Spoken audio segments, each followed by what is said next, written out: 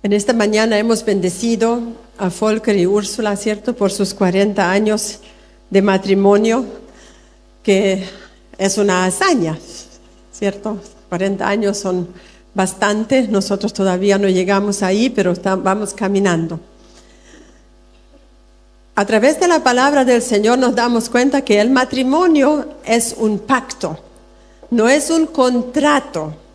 El otro día escuché un político hablar aquí en Chile, porque como ahora se están presentando los presidenciables y ellos dan a conocer lo que quieren lograr para nosotros, o de nosotros, mejor dicho. Entonces uno de ellos le preguntaron cómo ve él el matrimonio o la convivencia de seres iguales, hombre, hombre, mujer y mujer. Entonces él dijo que, bueno, está claro, el matrimonio siempre ha sido entre un hombre y una mujer, y el matrimonio según la ley chilena es un contrato.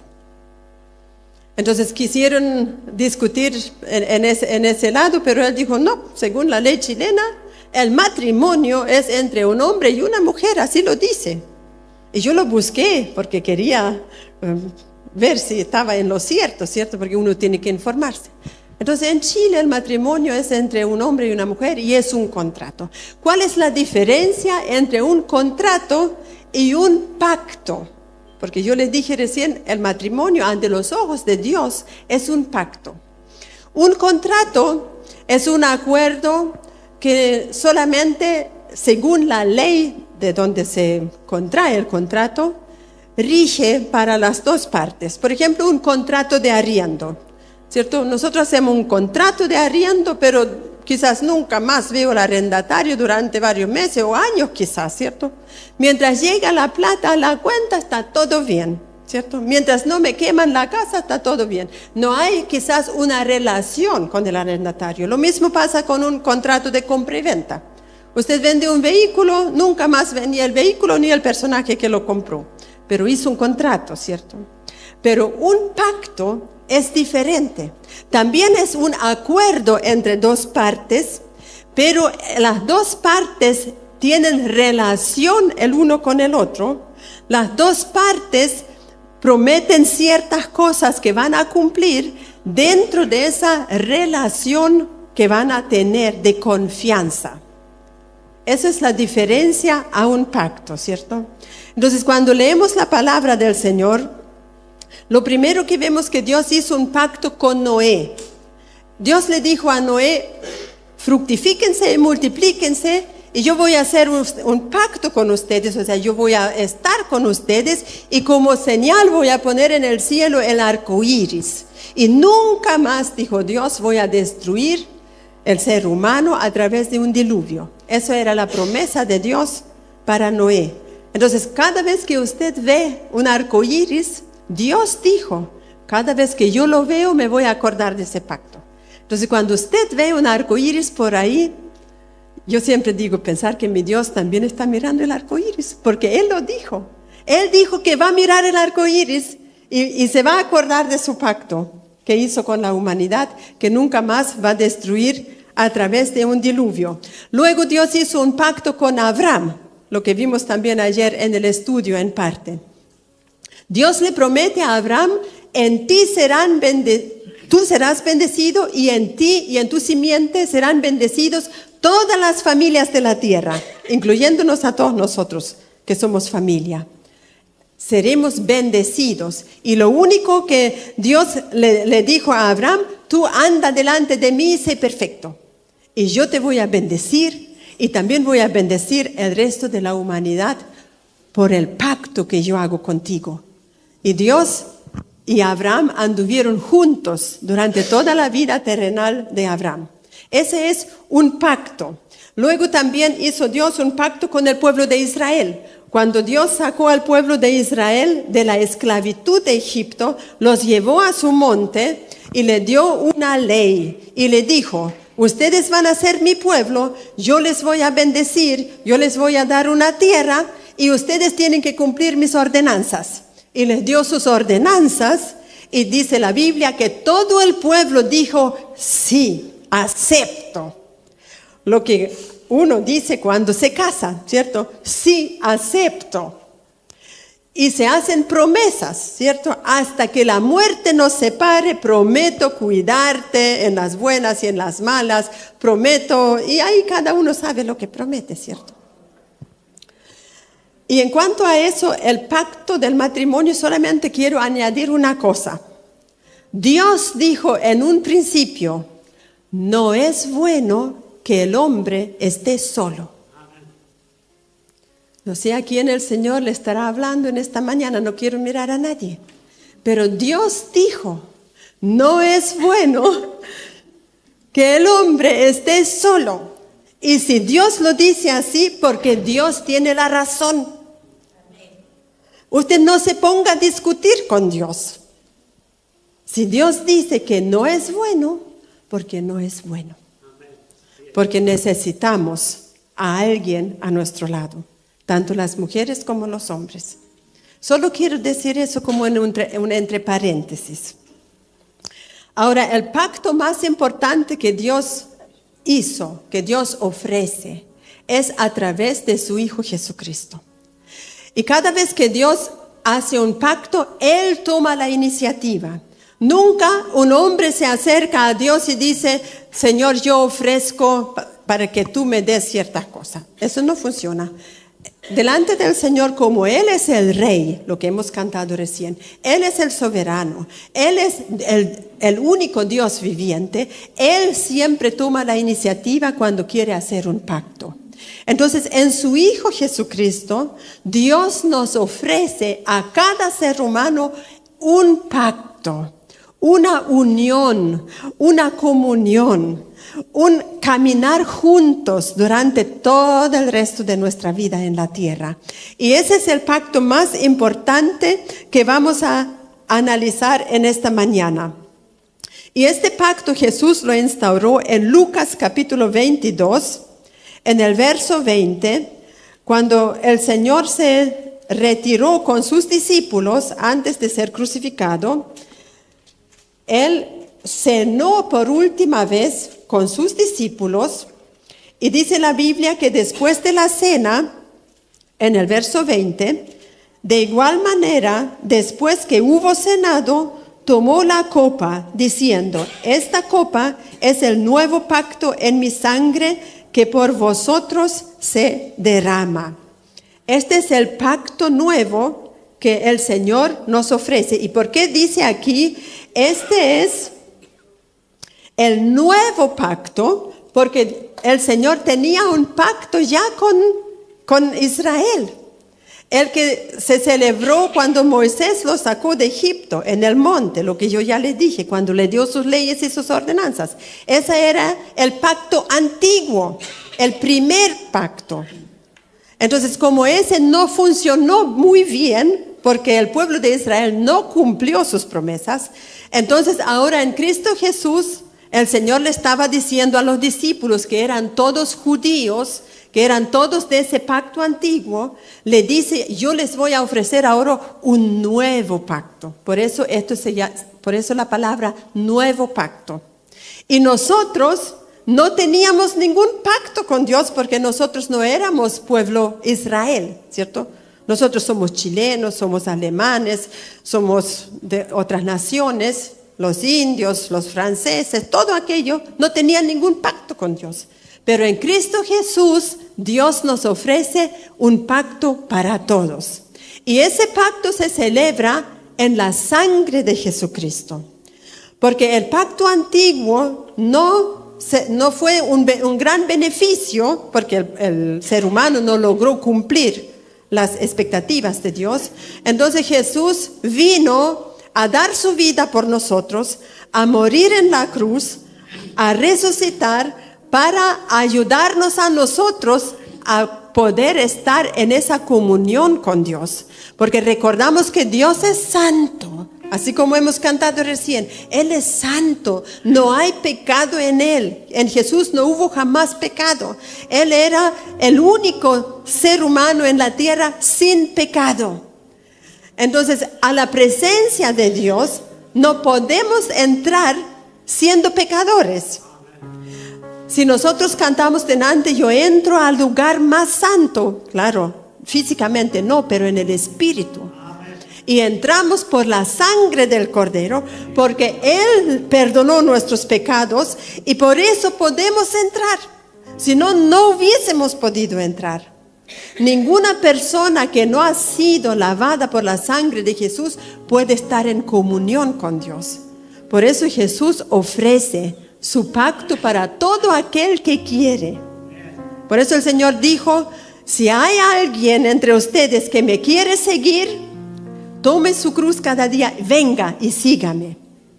Y esa vida con Jesús empieza aceptando este pacto que el Señor nos ofrece en su sangre. ¿Y qué tuvo que hacer Jesús para poder hacer esta oferta? Él era desde siempre en el cielo, el Rey, reverenciado por los ángeles, adorado por los querubines. Entonces, Él dejó su trono de gloria, vino a la tierra, nació de una virgen, vivió entre nosotros, fue tentado, dice la Biblia, igual que nosotros, mas sin pecado. Vivió su vida terrenal, cumplió el propósito de Dios, murió en la cruz del Calvario y resucitó. Y por eso Él puede ofrecernos este pacto del cual hemos leído recién.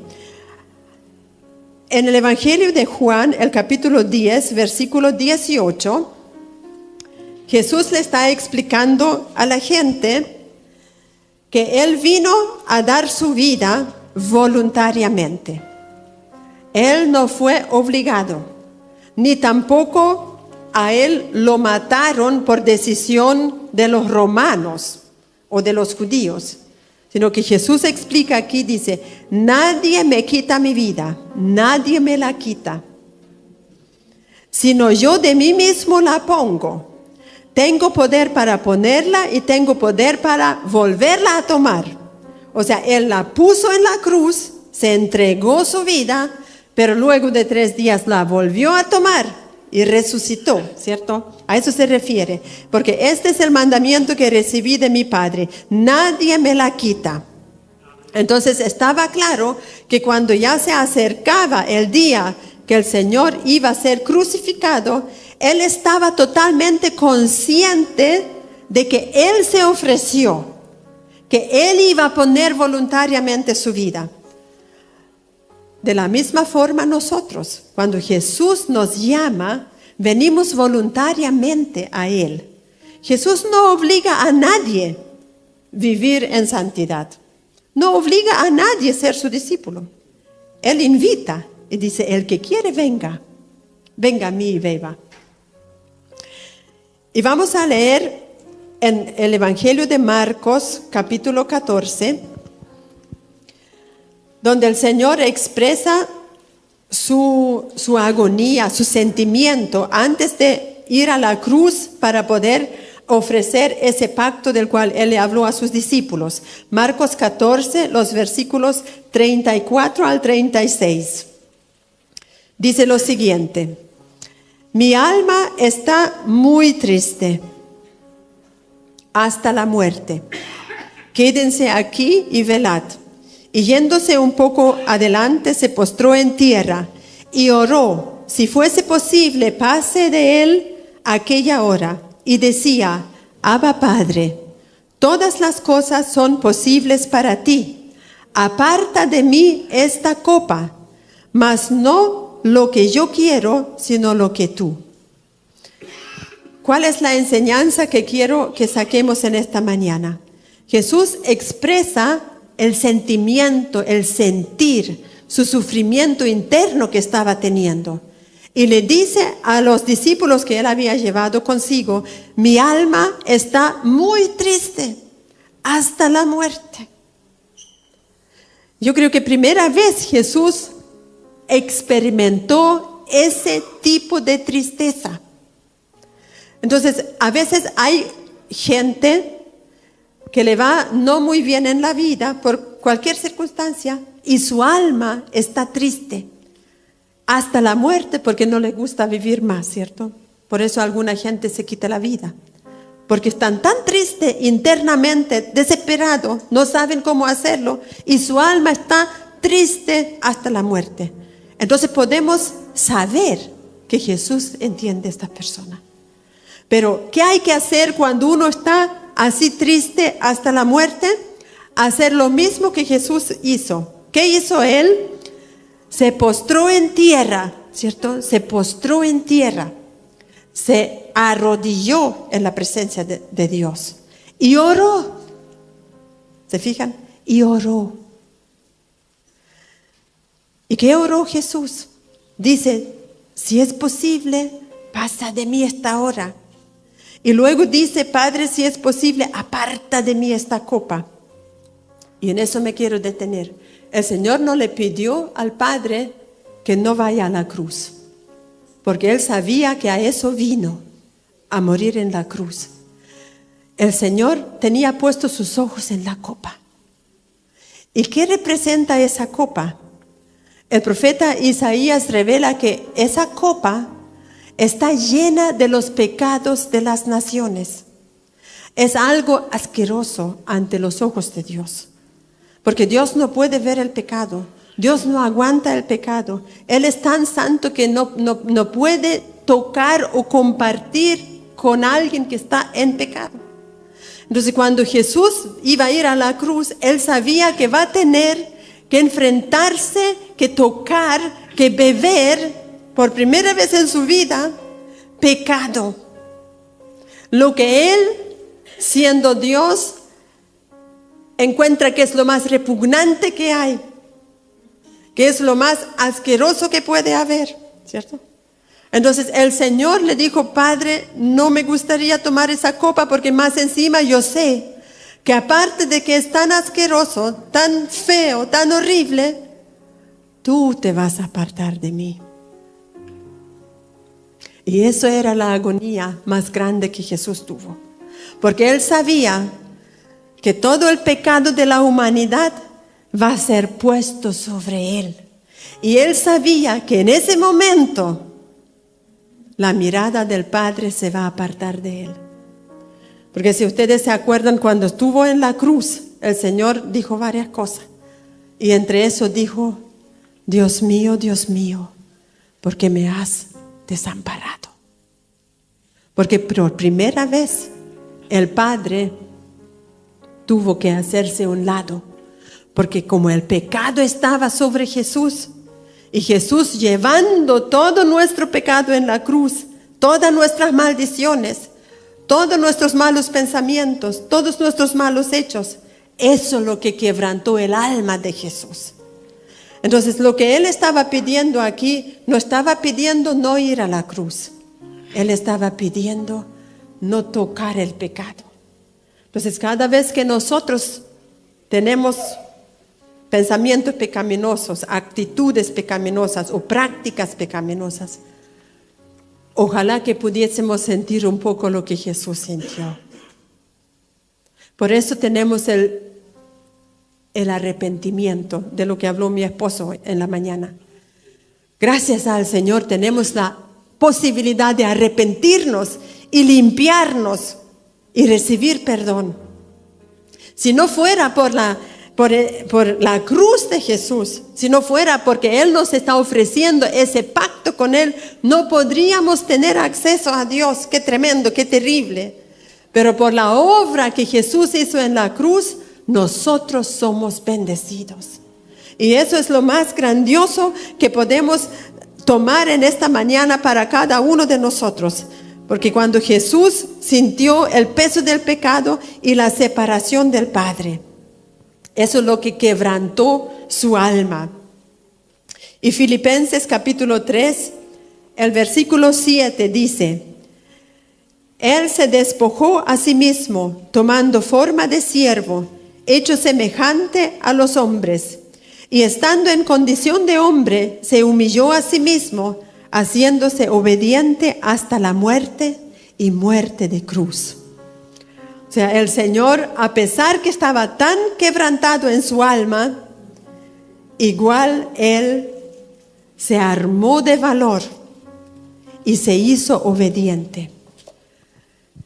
Grábese bien esto, se armó de valor y se hizo obediente. Porque después que Jesús oró, la Biblia dice que el Padre envió un ángel y le fortaleció. Y Jesús no se fue a la cruz así medio debilucho, así medio rendido en esa tristeza que le embargó. No, el Señor se paró, fortalecido por el ángel. Ahora, para nosotros, Dios no necesita mandar un ángel, porque ya envió a Jesús para que seamos fortalecidos en tiempos difíciles. Ya puso la iglesia para que seamos fortalecidos en tiempos difíciles. Ya formó el matrimonio para que dos, cuando uno se cae, el otro lo levanta. ¿Se fijan? Ya Dios nos puso en comunión. Si bien el ángel de Jehová también acampa alrededor de nosotros, pero lo más importante es que Dios está dentro de nosotros a través de su Espíritu Santo. Entonces, la tristeza que usted puede experimentar en su alma a través de los problemas de la vida, nunca debe ser tan grande que usted no se pueda levantar. Porque el Señor ya vino, ya nos dio la oportunidad, ya preparó todo el camino para que nosotros podamos levantarnos en victoria. Porque después que el Señor fue fortalecido por el ángel, después que Él derramó su corazón delante del Padre, Él se levanta y le dice a los dormilones, sus discípulos, ya, levántense ya, porque ahora ha llegado mi hora. Y Jesús se puso nuevamente en su lugar de valiente y empieza a tomar su camino a la cruz, porque Él sabía que va a venir el que lo iba a entregar. Y en el huerto de Getsemaní, donde Él estaba, aparece Judas con toda su comitiva, con los alguaciles y los sacerdotes y los romanos, aparecen a prender a Jesús. Y eso me encanta tanto. Ese pasaje es uno de mis preferidos. La Biblia dice que cuando ellos vienen, Jesús se adelanta y dice, ¿a quién buscan? Él sabía que lo buscan a Él. Y le pregunta, ¿a quién buscan? O sea, en el fondo el Señor puso sus discípulos atrás, como cuidándolos. Y él se pone enfrente. Dice, ¿a quién buscan? Y uno de ellos le dice, a Jesús Nazareno. Y cuando el Señor dice, yo soy, Él está declarando el nombre que hemos alabado recién. Él dice, yo soy. ¿Qué les pasa a todos? Retroceden y caen en tierra por el poder que salió de la palabra de la boca de Jesús. Es el poder de Dios que se manifestó en ese momento. Por eso yo me admiro tanto a Jesús, que siendo recién quebrantado en su alma, en el siguiente momento Él ya estaba tan lleno del poder de Dios que solamente al decir yo soy, los enemigos cayeron en tierra. Entonces, esa es la victoria que usted también puede vivir y experimentar.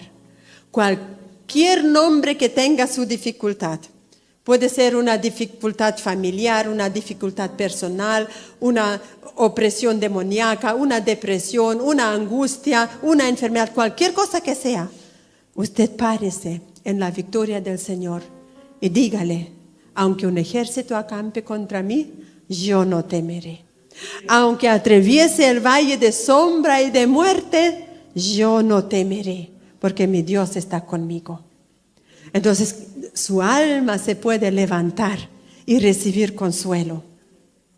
Entonces, dentro de los discípulos, había uno muy valiente, ¿cierto? El de siempre, que debajo de su atuendo, debajo de su ropa, tenía escondido una espada, que era Pedro, ¿cierto?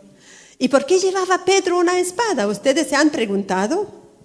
Porque los otros no tenían espada, pero Pedro sí. Y yo creo porque fue Pedro quien le dijo al Señor, Señor, yo voy contigo hasta la muerte. Y en el fondo Pedro dijo, yo estoy dispuesto a matar por ti. Entonces, por eso él llevaba su espada. Entonces, cuando se acercan para prender a Jesús, Pedro valientemente saca su espada y ¡pa! Y le corta la oreja derecha a Malcom, el siervo del sumo sacerdote Caifás. Y cuando Jesús lo vio, no le pareció bien, ¿cierto? ¿Qué hizo Jesús? Se agacha, toma la oreja, todo lleno de sangre su mano, y el otro sangrando por aquí, y el Señor se acerca y le pega la oreja a Malcom. Y sana al siervo del sumo sacerdote Caifás. ¿Y quién era el sumo sacerdote Caifás? Era el corrupto.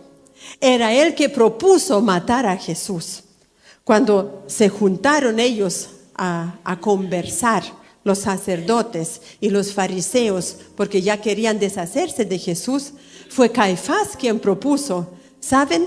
Mejor que uno muera por el pueblo en vez de que perezcamos todos por culpa de este. Y de ahí ellos convinieron de matar a Jesús. Entonces Jesús sabía que este era el siervo del sumo sacerdote.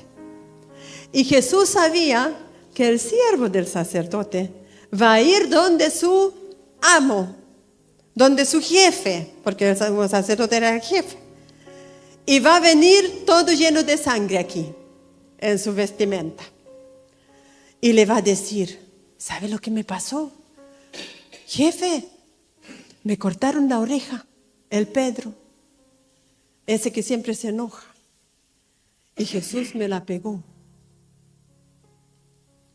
Y le testifica al enemigo, al que decidió matar a Jesús. Porque el Señor también a los enemigos le testifica de su grandeza y de su poder y de su gloria. Eso es maravilloso. Entonces Jesús sanó la oreja y después hizo otros arreglos más que hoy no lo vamos a conversar, pero después se fue a la cruz para morir por nosotros y dar su vida en rescate de muchos. Eso es lo que el Señor hizo por nosotros.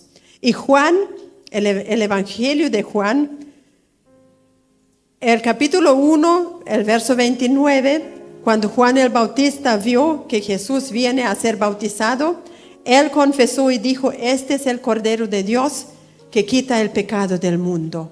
O sea, Juan el Bautista ya sabía que esto va a suceder con Jesús, que Él iba a dar su vida por usted y por mí para quitar el pecado de nuestras vidas, para que nosotros podamos ser santos y tener acceso a la presencia de Dios. Siempre tenemos que tener esto en mente, que Jesús nos hizo santos. No es el Papa el santo, ni tampoco son los que ellos declaran santo.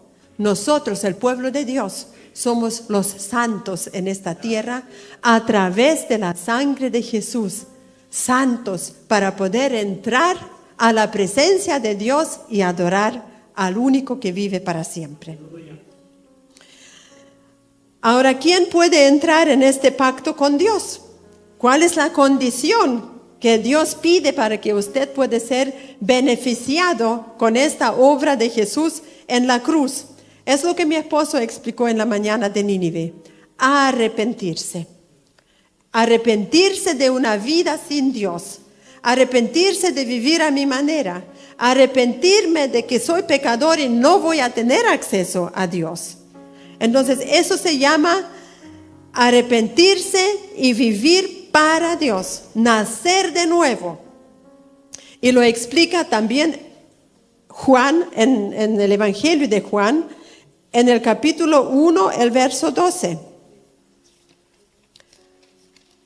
Capítulo 1, el verso 12 dice lo siguiente: mas a todos los que le recibieron, está hablando de Jesús, a los que creen en su nombre, les dio potestad de ser hechos hijos de Dios.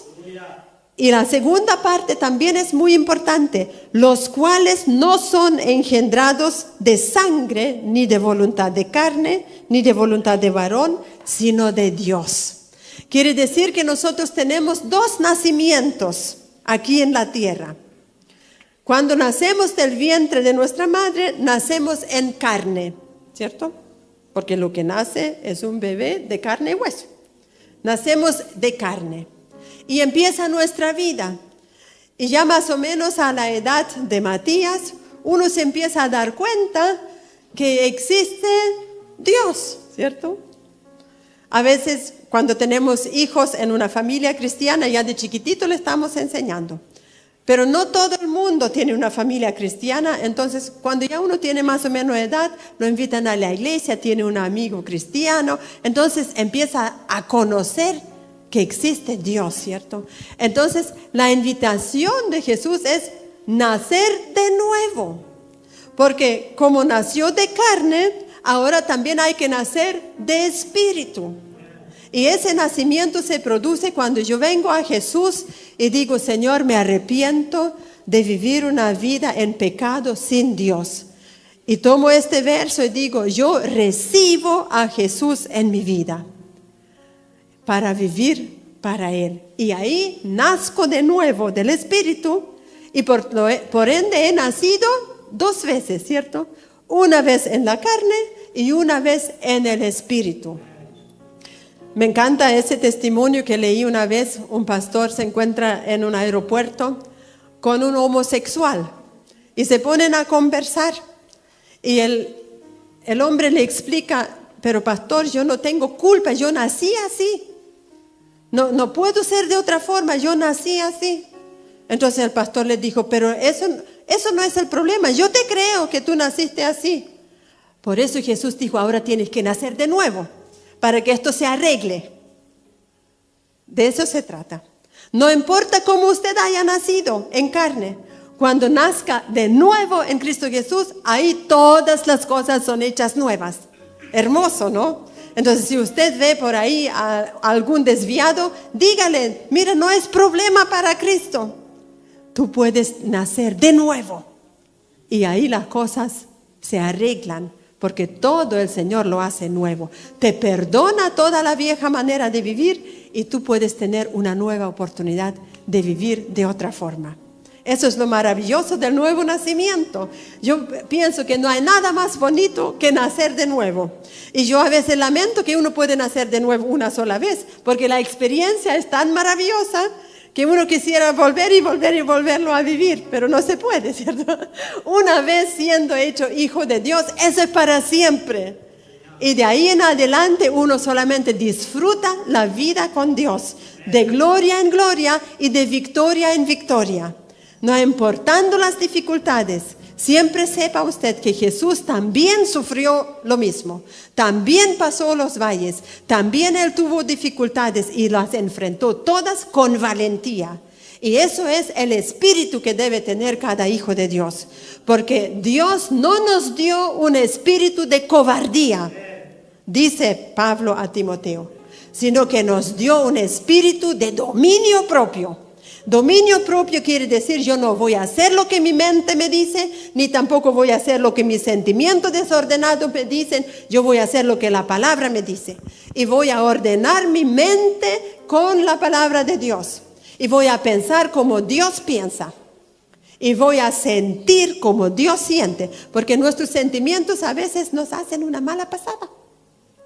Entonces hay que ordenar los sentimientos con la palabra de Dios. Hay que ordenar nuestras decisiones con la palabra de Dios. Y nos va a ir muy bien.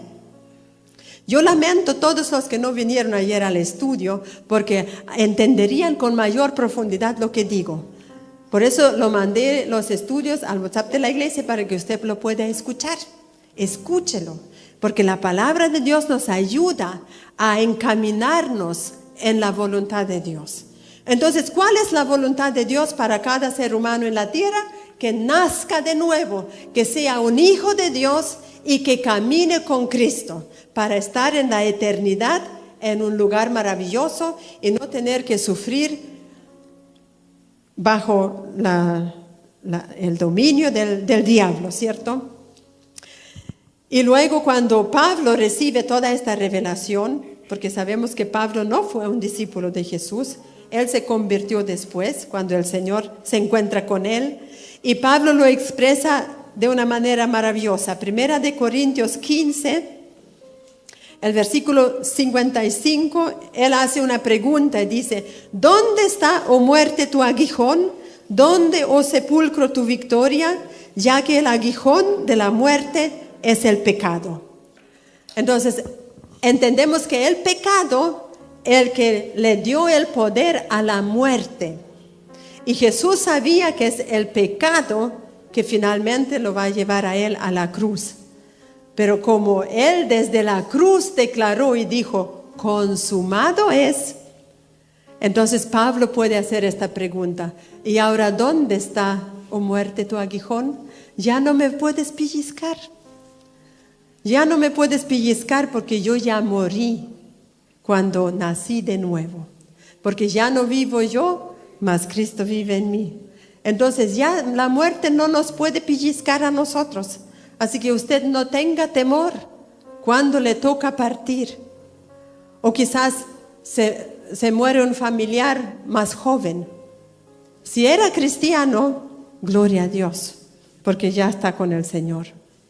Entonces nuestra tristeza no debe ser en sobremanera, porque el aguijón de la muerte, que es el pecado, Jesús ya lo quitó en la cruz.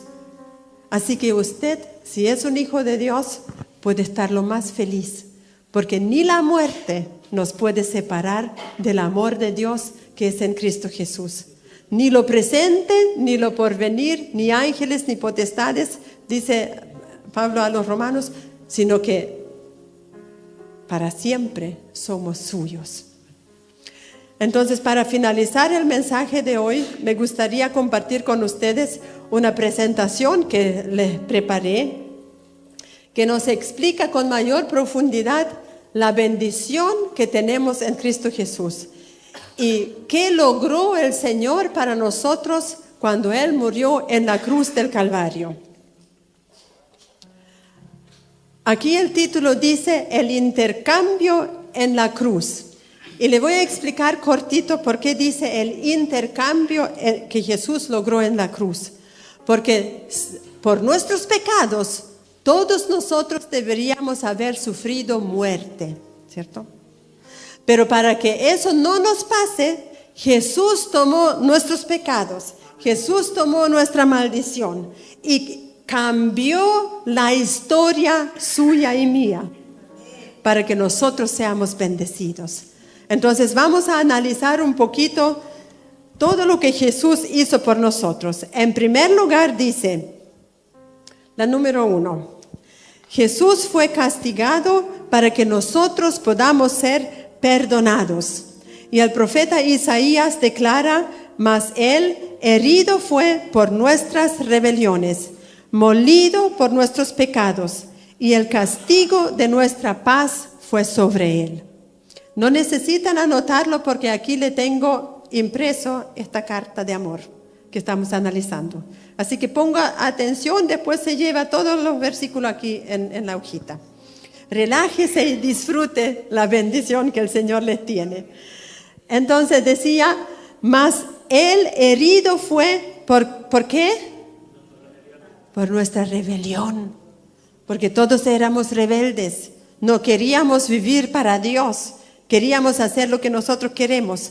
Él fue molido por nuestros pecados. Y el castigo de nuestra paz, para que nosotros tengamos paz, Él se ofreció ser castigado. En segundo lugar, dice el profeta Isaías, ciertamente llevó Él nuestras enfermedades y sufrió nuestros dolores. Entonces Jesús fue herido en su cuerpo para que nosotros podamos ser sanados. Si usted tiene alguna enfermedad, tenga fe que el Señor le puede sanar. Pero también les advierto que a veces son enfermedades que nosotros mismos nos provocamos, como vimos ayer, a través de la mala alimentación, a través de la flojera de no hacer ejercicio. Entonces nuestro cuerpo se expande y nuestro estómago sufre.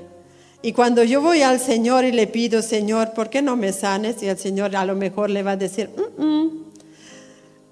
toma el consejo de mi palabra, no seas glotón y no te va a pasar. pero como soy misericordioso, igual te voy a ayudar. En tercer lugar, Jesús fue hecho pecado para que nosotros podamos ser justos con su justicia. Segunda de Corintios capítulo 5. Al que no conoció pecado, por nosotros lo hizo pecado para que nosotros fuésemos hechos justicia de Dios en él. Eso era la agonía de Jesús. Dios lo hizo, como era tanto pecado sobre Jesús, era como que si Él es el pecado en sí, ¿cierto? Porque era mucho el pecado de toda la humanidad. Nosotros sufrimos, ¿cierto? Cuando tenemos un par de pecados. Ahora imagínense cómo sufrió Jesús con el pecado de todo el mundo. Y sin embargo, Él lo llevó por nosotros y nos hizo justicia. Usted puede decir, yo soy la justicia de Dios en Cristo Jesús, porque Dios, como Él es un Dios justo, no puede compartir con el injusto. Entonces, para tener comunión con Dios tenemos que ser justos, y Jesús es nuestra justicia. En cuarto lugar, dice Hebreos capítulo 2, pero vemos a aquel que fue hecho un poco menor que los ángeles, a Jesús, coronado de gloria y de honra, a causa del padecimiento de la muerte, para que por la gracia de Dios gustase la muerte por todos. O sea, Jesús murió para que usted y yo no tengamos que morir de esa forma. Porque Romanos 6 dice, la paga del pecado es muerte, mas la dádiva de Dios es vida eterna en Cristo Jesús, Señor nuestro. Entonces hemos pasado de muerte a vida y tenemos vida eterna, vida en abundancia. Gracias a la obra de nuestro Señor Jesús, quien murió para que nosotros tengamos vida. Luego en quinto lugar dice Gálatas 3, Cristo nos redimió de la maldición de la ley, hecho por nosotros maldición, para que en Cristo Jesús la bendición de Abraham alcance a los gentiles, a fin de que por la fe recibiésemos el Espíritu Santo. Miren, ¿cuál era la finalidad de todo eso? Para que podamos recibir al Espíritu Santo. Nadie podría haber recibido al Espíritu Santo de nosotros si no hubiésemos hecho santos primero. Porque el Espíritu Santo tampoco habita en la mugre, en el pecado. El Espíritu Santo solamente podía descender sobre vasos que han sido hechos santos por Jesús. Por eso el Espíritu Santo no cae encima de los incrédulos, ni los llena, porque no son de Él. Pero como en Jesús hemos sido santos, el Espíritu Santo nos llena y nos ayuda a santificarnos cada día. Porque cada día seguimos pecando, ¿cierto? Cada día tenemos un pensamiento, una actitud, una emoción, un hecho que le desagrada a Dios, pero podemos pedir perdón. Y no por eso el Señor se aparta de nosotros, no. El Señor nos ayuda a seguir viviendo en santificación. Entonces, este versículo más encima dice, el Señor se hizo maldición para que ninguna maldición cargue su vida, sino que podamos ser libres de todo lo que otros han declarado sobre su vida, o uno mismo a veces se maldice, o los padres a veces nos han maldecido, los profesores, oye, este tonto, ¿cierto? No aprende nunca, es una maldición. Pero en Cristo Jesús todo eso se rompe. ¿Y para qué? Dice, para que la bendición de Abraham nos alcance. Y mis amados, ¿cuál era la bendición de Abraham? ¿Cuál es la bendición de Abraham? Dios dijo, yo estaré contigo y te bendeciré para que seas de bendición. Esa es la bendición de Abraham. En primer lugar, la presencia de Dios en su vida. En segundo lugar, bendición en todas las áreas de su vida. Dios le quiere bendecir en todas las áreas de su vida para que usted luego sea de bendición para otros. A fin de que por la fe recibiésemos la promesa del Espíritu.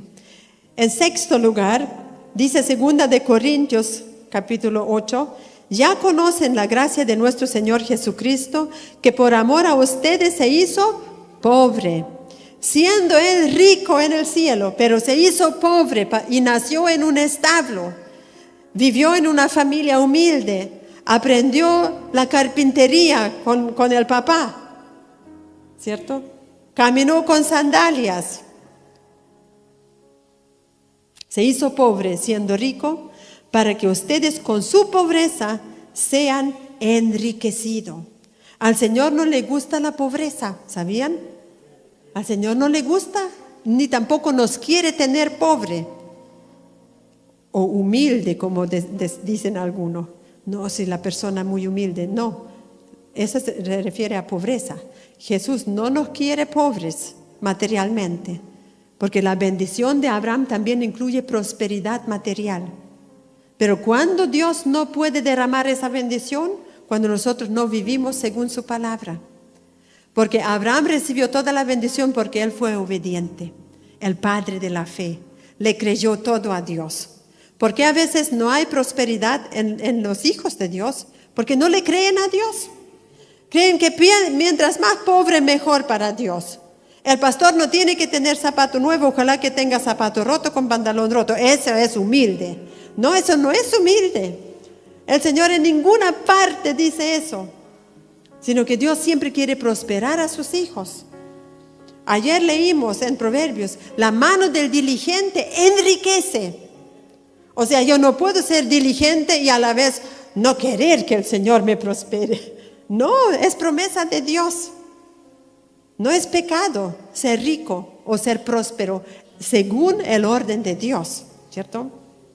Entonces, Él se hizo pobre para que nosotros podamos ser enriquecidos. Y aquí dice, Jesús sufrió nuestra pobreza en la cruz, hambre, sed, desnudez, falta de todo. Hasta el Padre lo dejó, falta de todo para que nosotros podamos participar de su abundancia.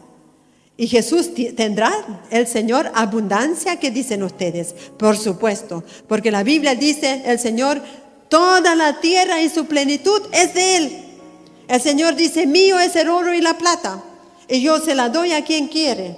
Y si yo tengo un siervo fiel, le voy a poner sobre mis bienes. Si tú eres un mayordomo fiel y prudente, el Señor te va a poner sobre sus bienes. El Señor te va a prosperar. Solamente hay que ser fiel y prudente. Son principios de Dios. Luego dice el número 7, Mateo 27 dice, cuando le hubieron crucificado, repartieron entre sí sus vestidos, echando suertes, para que se cumpliese lo dicho por el profeta. Partieron entre sí mis vestidos y sobre mi ropa echaron suertes. Podemos decir que Jesús sufrió nuestra vergüenza y también burla, para que nosotros podamos participar de su gloria. Si se burlan de usted porque es cristiano, gloria a Dios.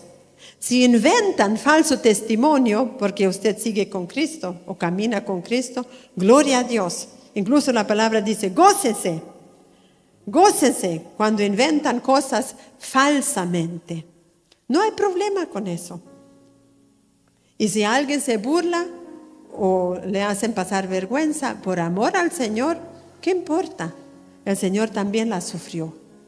Entonces, cuando nosotros somos avergonzados, no por nuestros pecados, sino por servir a Cristo, menospreciado por la familia, eso no importa, porque la gloria del Señor se va a manifestar en su vida. Y número 8, el último punto, cuando Jesús dijo desde la cruz, Dios mío, ¿por qué me has desamparado?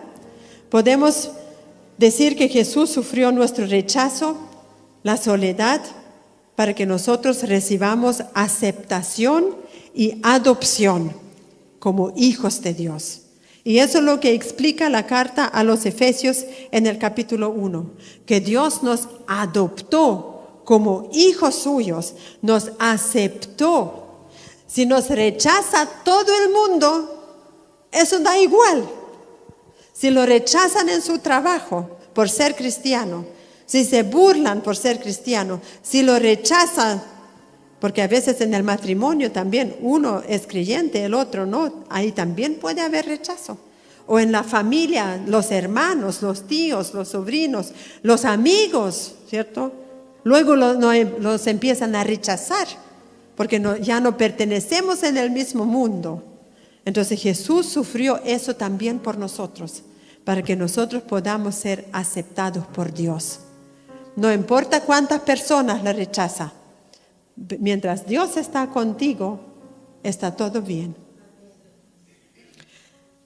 Entonces podemos decir, los que están entre nosotros, si necesitan perdón o sanidad, si alguien se siente rechazado, avergonzado, si alguien es pobre o fracasado o fue humillado, o si alguien se siente opresionado por el diablo, para todo eso Jesús murió en la cruz, para que tengamos solución para cada aspecto de nuestra vida. Cualquier cosa de esto, si usted vive alguna de esta situación, puede venir a Cristo y contársela.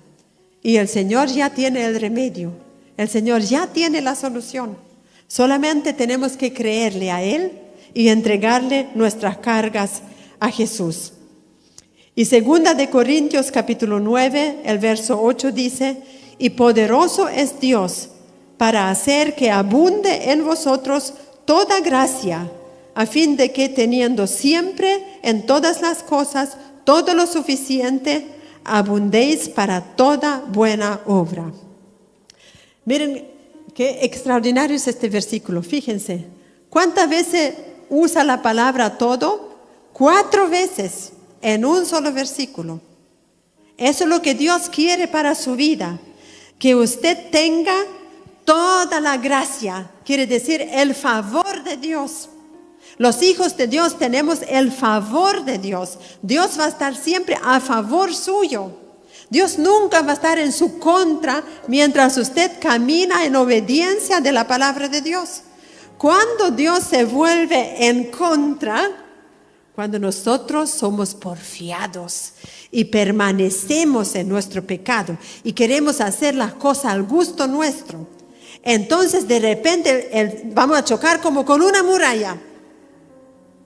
Porque el Señor nos va a dejar pasar quizás 1, 2, 3, 4, pero la quinta no la va a dejar pasar.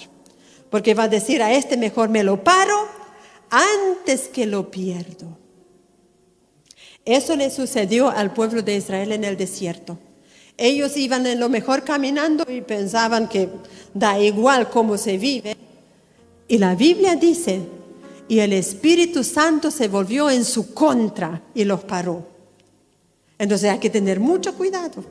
No podemos aprovecharnos de Dios y pensar que todas estas bendiciones van a ser para mí, no importa cómo yo viva. No, importa. Usted santifíquese, viva para Cristo y toda esa bendición va a estar en su vida.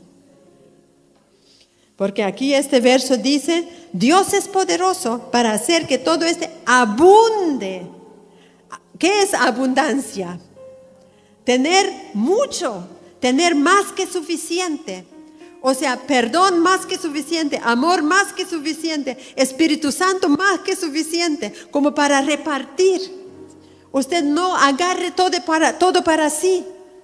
Cuando el Señor habló del Espíritu Santo, dijo, el que viene a mí y bebe, de su interior correrán ríos de agua viva. Nunca dijo el Señor que en su interior se va a mover el agua viva y va a quedar ahí el Espíritu Santo, ¿cierto? No, dijo, va a fluir, va a repartir vida, va a repartir bendición. Para eso nos puso Dios. En todo tengamos mucho para poder compartir. Cuando Dios le bendice materialmente, no es todo para usted, no sea egoísta. Es para compartir con aquel que tiene menos. Si Dios le dio inteligencia para que se grabe la palabra del Señor de memoria, no se quede con ella, compártela con el otro que es medio olvidadizo, recuérdele, ¿cierto? Todo lo que el Señor nos da en abundancia hay que aprovecharlo para los demás. Por eso Dios le dijo a Abraham, te voy a bendecir para que tú seas de bendición a otros.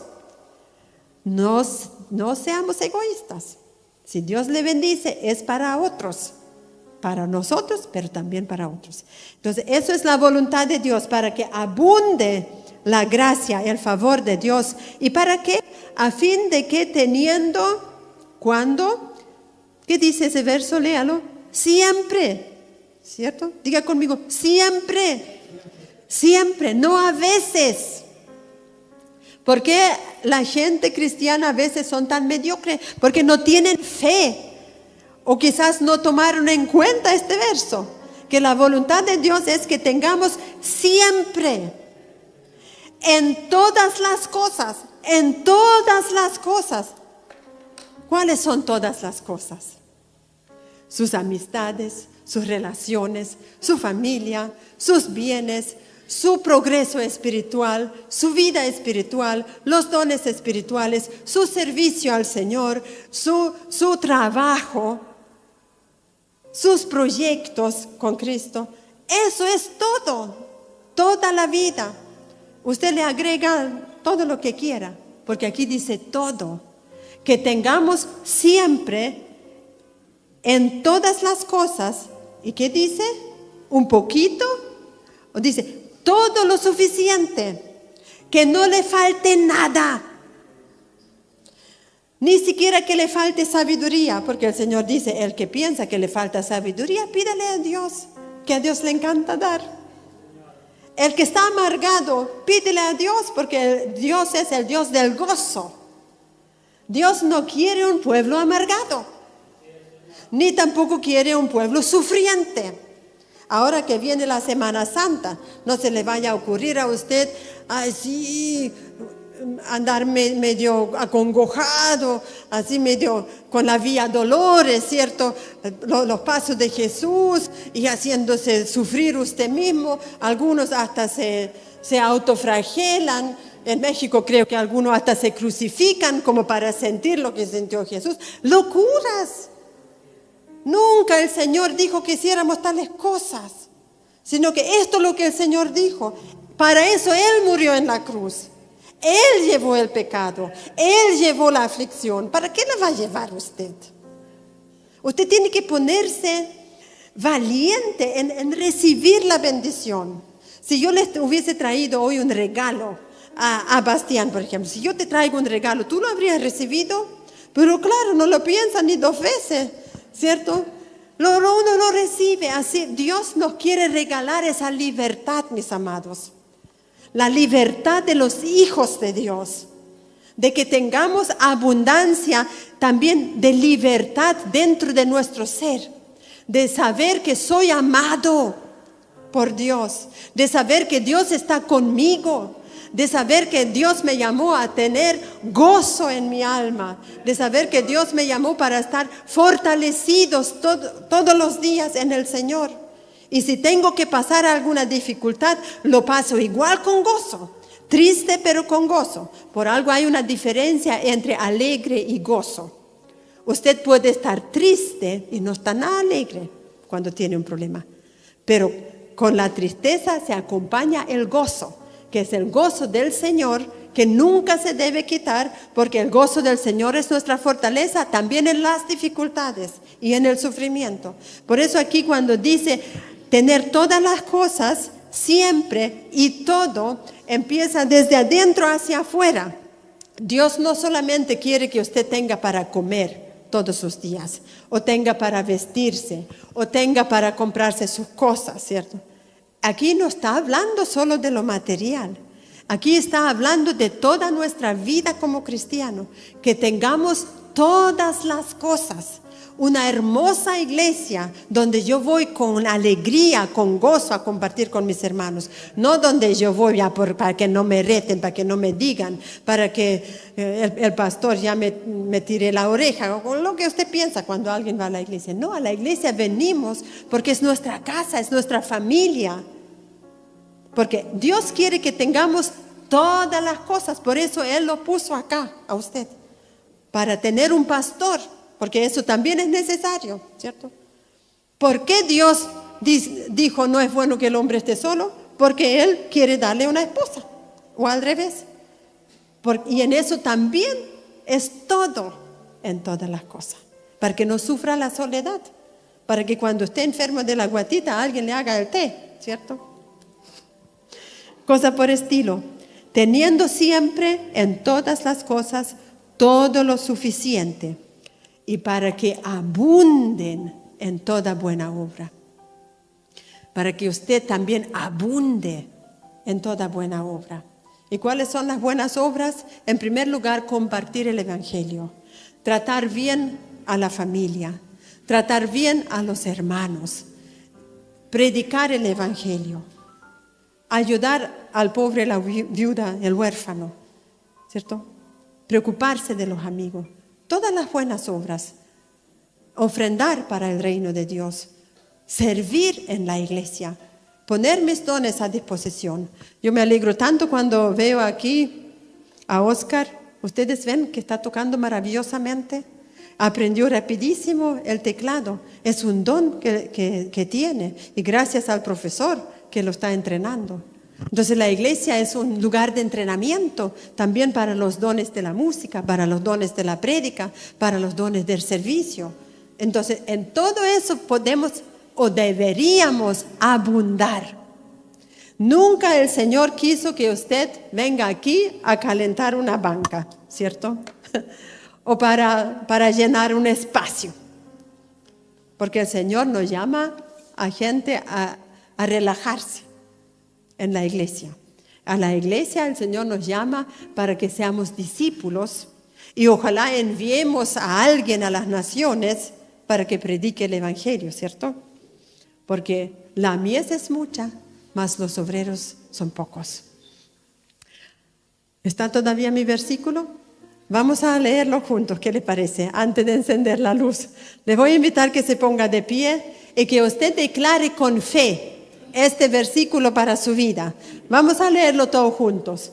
Y poderoso es Dios para hacer que abunde en vosotros toda gracia, a fin de que teniendo siempre en todas las cosas todo lo suficiente y abundéis para toda buena obra.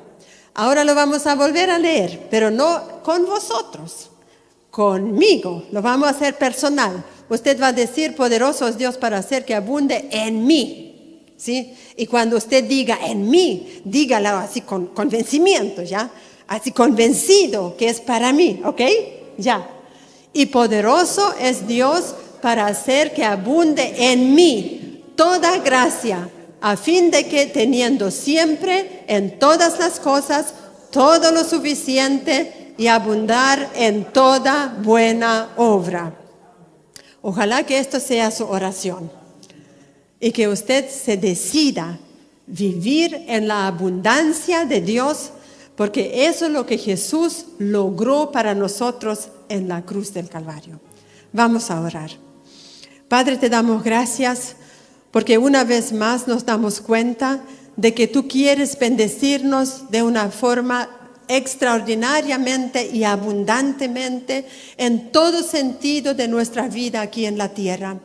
Te damos gracias, Señor Jesús, porque tu muerte en la cruz hizo posible que nosotros seamos hijos de Dios, que nosotros seamos bendecidos, que nosotros no tengamos que vivir bajo el yugo de la esclavitud del pecado, ni tampoco vivimos bajo el yugo opresor del diablo, porque tú llevaste en la cruz nuestro pecado, nuestra maldición, para que nosotros podamos recibir todas las cosas y tener siempre en abundancia todo lo que necesitamos para abundar en las buenas obras, oh Señor, en tu reino. Te damos las gracias, Señor, porque eso no es don de nosotros, no es un plan que se le habría ocurrido a algún ser humano. Esa es tu buena y perfecta voluntad.